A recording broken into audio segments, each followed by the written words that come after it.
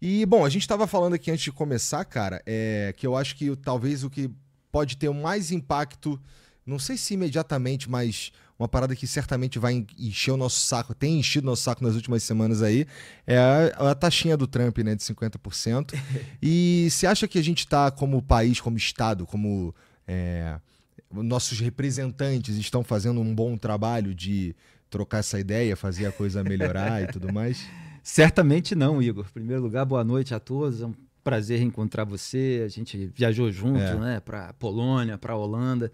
Foi muito divertido viajar com o Igor e com mais um grupo lá, É. bastante heterogêneo, Bastante. convivendo vários dias, com muitas diferenças, mas tirando graça daquilo tudo.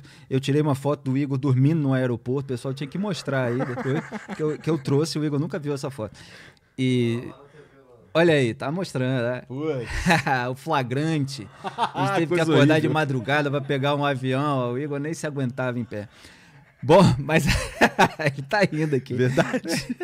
Mas olha, o trabalho das autoridades brasileiras tem sido terrível, em todos os aspectos e em várias frentes. O governo Lula nunca teve uma relação boa com o governo Donald Trump. O Lula ele sempre se alinha mais à esquerda americana, que é representada lá pelo Partido Democrata, embora haja muitas nuances. Donald Trump é do Partido Republicano. O Lula, na véspera da eleição, ele associou o Trump ao nazismo. Ele fez uma postagem lá na rede social em defesa da candidatura da Kamala Harris, né, para seguir ali o Joe Biden. E o Lula sempre, quando ele é questionado sobre qualquer elemento negativo de uma ditadura amiga dele, ele fala que não pode interferir na autodeterminação dos povos, na soberania dos países, mas toda hora que ele quer defender uma candidatura de aliado ou aliada no exterior, ele vai lá e defende mesmo, como ele fez ao longo dos anos na Venezuela, por exemplo, sempre enviando vídeos em defesa do Hugo Chávez, em defesa do Nicolás Maduro. Então ele fez isso e atacou o Donald Trump. Ele, junto com os países dos BRICS ali, propôs o que ele faz, principalmente ali desde 2023, de um encontro em Joanesburgo, defendeu uma outra moeda padrão, que não o dólar, para ser a base das relações comerciais entre os países. O Trump imediatamente reagiu naquela ocasião, ainda antes do tarifaço, dizendo que iria tarifar os países dos BRICS, porque o BRICS foi criado, segundo o Trump, para isso, para tentar sobrepor o dólar. E ele não ia permitir, porque isso era uma das vantagens americanas e que ele ia defender esse patrimônio financeiro. Ele chegou a falar americano. que seria como perder uma guerra, né? Ele chegou a falar que seria como perder uma guerra, exatamente essa declaração. A gente mostrou lá no programa. Eu sou diretor de jornalismo, âncora, colunista do portal O Antagonista, da revista Cruzoé. A gente está sempre esmiuçando tudo isso. Então, o Lula sempre teve uma relação tensa, não abriu para o diálogo, não tem essa diplomacia bem feita com os Estados Unidos. O PT tem um velho anti-americanismo bem senil, bem aloprado, daquela coisa de militância de faculdade mesmo, que não cresce nunca, parece que nunca vai amadurecer. Tudo isso sob uma manta assim, da multipolaridade, contra o imperialismo yankee, nós defendemos o mundo multipolar, quer dizer, vários polos, só que com essa alegação, eles encobrem muitas vezes o autoritarismo dentro desses polos que eles defendem. Então, da Rússia, da China, dos países aliados na América Latina. Então, tem muita hipocrisia no campo lulista. Então, essa é a parte do governo Lula. Tá. Aí você tem a parte do bolsonarismo. Aham. Jair Bolsonaro virou réu no Supremo Tribunal Federal, no caso da trama golpista, e o filho dele tirou licença como deputado federal, Eduardo Bolsonaro, foi para os Estados Unidos para ficar lá falando no ouvido dos parlamentares americanos, dos membros do governo de Donald Trump, dos parlamentares principalmente, claro, exclusivamente, na verdade, do Partido Republicano, do Partido do Trump, para fazer alguma coisa contra os ministros do STF, principalmente contra o Alexandre de Moraes. Aí depois eu posso até contar um histórico do bolsonarismo nessa relação com ministros do STF, porque eles posam de combatentes do STF. É mentira, né? Eles têm um foco agora no Alexandre de Moraes, porque o Alexandre de Moraes atingiu eles, mas eles têm outros aliados ali há muitos anos. O próprio Flávio Bolsonaro que ajudou a enterrar a Lava Toga e tudo mais. Exatamente. Essa história eu conto há mais de 6 anos, em todos os detalhes, cobri cada etapa. Quem quiser um grande resumão para depois aqui do programa, leia o Antagonista. 6 anos de inquérito das fake news, conheça a sua verdadeira história. Que é uma história que não é contada dentro da bolha. No entanto, a gente sabe exatamente como aconteceu. O Dias Toffoli abriu de ofício um inquérito dentro do STF.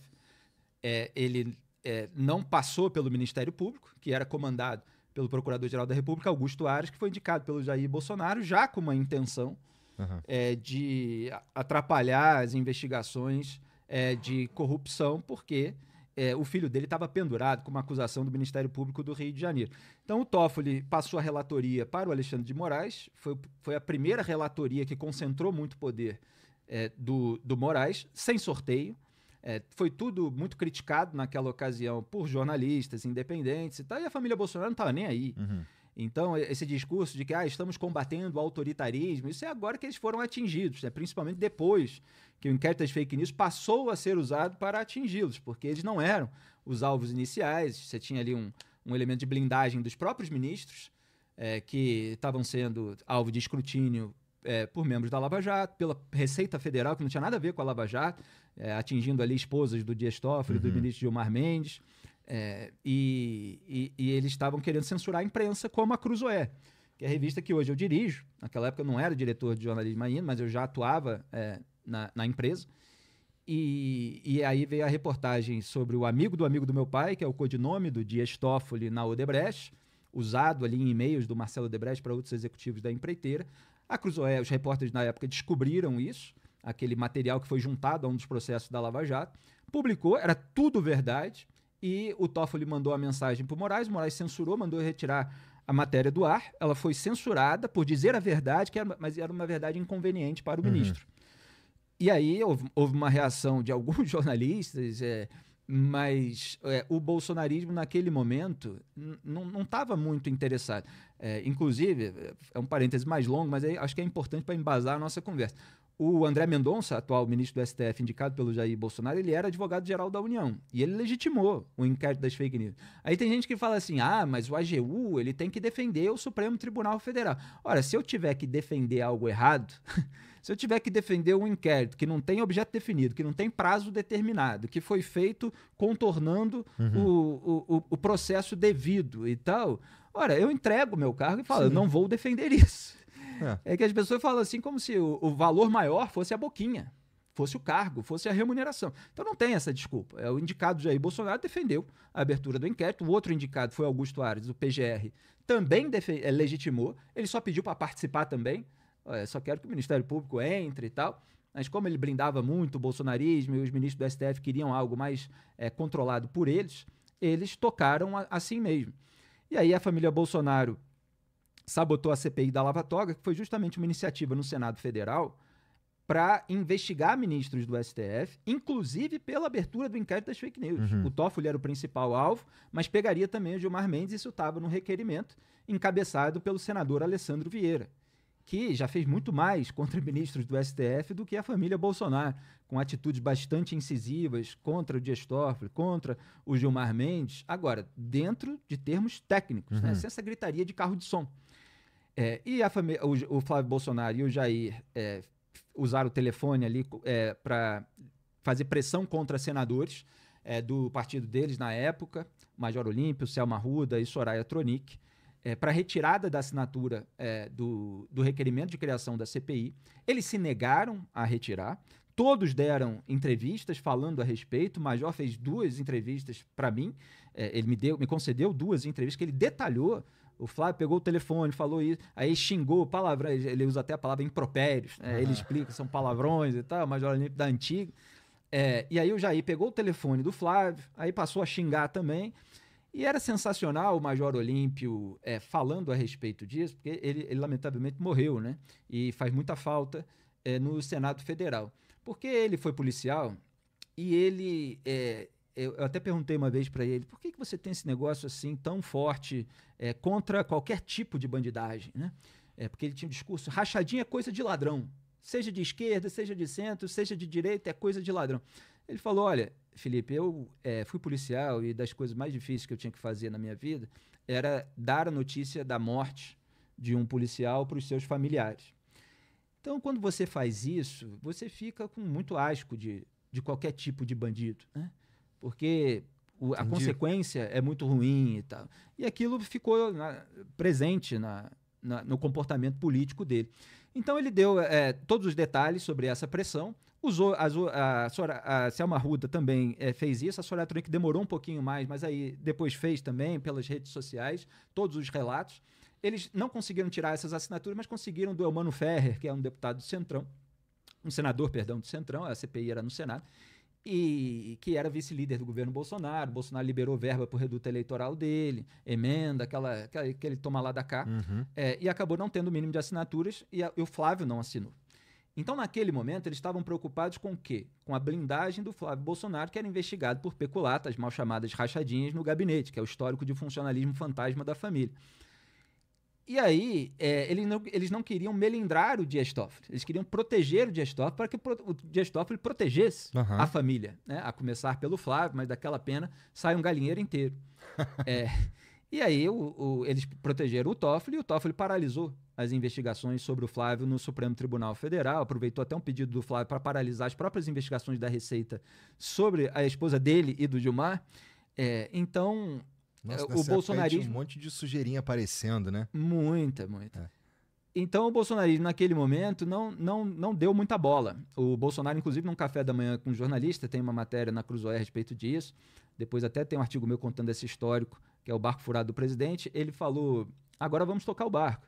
Tipo, teve uma censura aí, então, agora vamos tocar o barco. Tipo, passou, é isso, vamos em frente. Não estavam ali combatendo. E eu estava no rádio, até publiquei outro dia no X. Se você procurar na busca do X, o meu @, @FMouraBrasil, e botar assim, avisei em 2019, você vai encontrar lá o vídeo de eu falando, olha, tá tendo uma escalada autoritária no STF, isso precisa ser combatido agora, senão vai piorar. Precisa ser feito pela via constitucional, que é o Senado, de que fiscaliza os ministros do STF. Eles não fizeram. Então, alimentaram um monstro. E o monstro cresceu e devorou ele. Agora, não também... dessa maneira, como eles tentam dizer, de uma perseguição como se tivesse vindo do nada. Eles tiveram uma série de condutas graves. A questão é que os ministros do STF também alopram, e aí hoje esse cenário que a gente se encontra, né? Então você tem ações alopradas, reações alopradas, e gera toda essa confusão. Mas aí só para voltar, depois de um longo parênteses para terminar a resposta, o Eduardo foi para os Estados Unidos e passou a usar a tarifa imposta pelo Donald Trump e essa ameaça de sanção, que agora se concretizou com o Alexandre de Moraes, na Lei Magnitsky, mas também contra a PGR, contra outros ministros e tal. Outros ministros tiveram a restrição de visto, né, mas não entraram na lei Magnitsky, só 8, né, os 3 mais aliados do Bolsonaro, não. Para fazer pressão por uma anistia ou por uma avacalhação do processo, tipo, termina esse troço aí, né? E o Eduardo está confessando essa pressão que hoje o Alexandre de Moraes chamou de coação no curso do processo, já tinha chamado numa decisão para impor a tornozeleira eletrônica contra o Jair Bolsonaro. Então, o bolsonarismo celebrou o tarifaço. E o tarifaço, obviamente, é contra a economia brasileira, é contra os trabalhadores das cadeias produtivas que deixam de faturar com as exportações para os Estados Unidos. E aí eles podem ficar desempregados. Então, houve uma celebração de que, olha, teremos o desemprego enquanto vocês não aliviarem meu pai, né? Só que eles tentam fazer isso ser um discurso muito lindo em defesa das liberdades, etc., que é para tentar colocar alguma coisa assim mais acima da economia, que eles defendiam lá na época da pandemia. Tem uma outra contradição, uma outra hipocrisia aí também. Mas aí tem infinitas contradições e hipocrisias. São muitas. Olha o tempo que eu demorei para fazer um resumo inicial, né? Então tá. É porque eu tava achando, assim, eu achava que o Bolsonaro, ele era pequeno pro Trump realmente entrar nessa de tarifar a gente. Parecia que era mais uma retaliação, para mim, pelo menos, no que tem a ver com o BRICS, com o lance da desdolarização e tudo mais. Eu achava que ia mais por esse caminho aí. Então, a gente pode analisar que o Eduardo tem, de fato, esse acesso às orelhas, aos ouvidos do Trump e das pessoas lá para ajudar a pôr em prática isso com a motivação mesmo de uma anistia para o Bolsonaro e para a galera. Não é tão simples assim. Quer dizer, uma coisa é ter acesso, outra coisa é o verdadeiro interesse do Donald Trump. Você vê que o Eduardo Bolsonaro, ele até tenta e tentou muito ao longo das últimas semanas fazer parecer que o único interesse do Donald Trump é a anistia. E não é, porque a própria carta do Donald Trump faz uma salada de alegações, algumas Falsas, inclusive. verdadeiras, outras falsas, comerciais, econômicas, políticas, judiciais.